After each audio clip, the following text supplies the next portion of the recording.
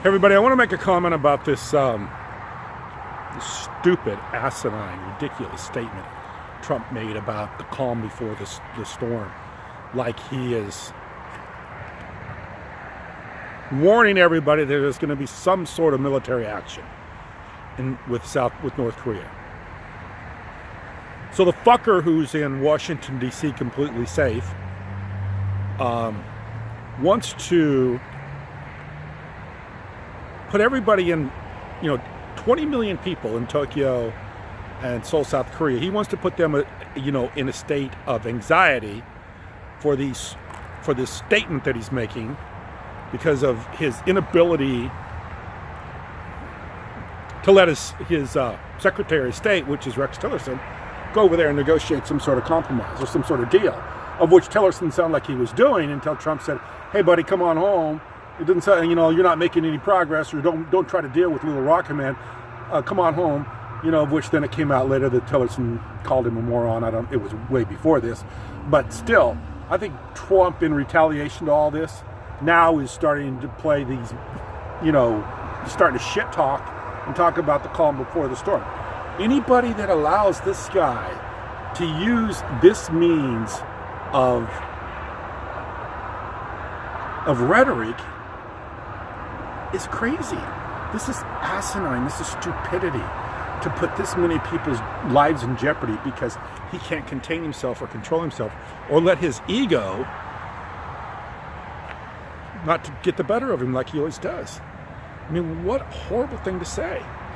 That we're going to the calm before the storm, when he hasn't given. I mean, this is just completely out of the blue. He just says this kind of crap. And like I say, it puts a lot of people's lives in jeopardy and puts a lot of people on high anxiety. And God only knows. I mean, I think he's just bluffing. I mean, I'm almost certain he's bluffing. I mean, there's no way that they're going to do some sort of military action against North Korea. Nothing short of,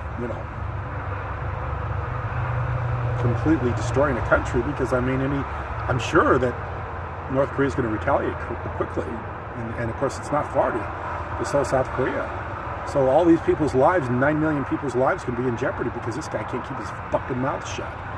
He can't let the Secretary of State try to go over there and negotiate some sort of deal. This guy's not a deal maker. He's a jerk. Should have been, instead of being called the art of the deal, he's the art of the asshole. Because that's what he is. He's the art of the asshole. That's what the guy is. It's all about. This ain't a real estate deal. I mean, this is people's lives on the line. This could be.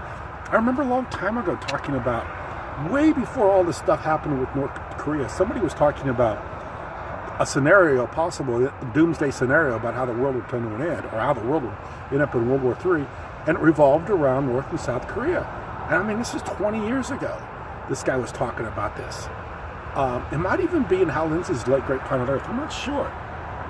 But there was one of these guys that had one of these doomsday scenario books that talked about the trigger point of all this was going to be in North and South Korea. And I mean, at that time, I thought that was crazy because, come on, the Korean War took place in the 50s. That line, that division has been going on for a long time without it. Sure, there's a lot of tension there, but not this kind of tension. There needs to be negotiation, not rash statements and rhetoric and bullshit and, ego-driven, maniacal talk like this. Nobody would do this, and no sane person would do this. It's insanity. It's complete insanity. And now he wants to start crap in the Middle East again. Talk about Iran and all this other stuff. This guy's wanting to destroy the United States of America with this kind of bullshit. He wants to destroy the Americans. He wants to destroy America. So anyway, I hope he keeps his mouth shut. I hope he quits saying this kind of bullshit. And actually, of everybody that he's put in office, I probably think one of the more sane guys is Rex Tillerson. Let the guy go over and negotiate something. So anyway, I appreciate you watching. Thank you.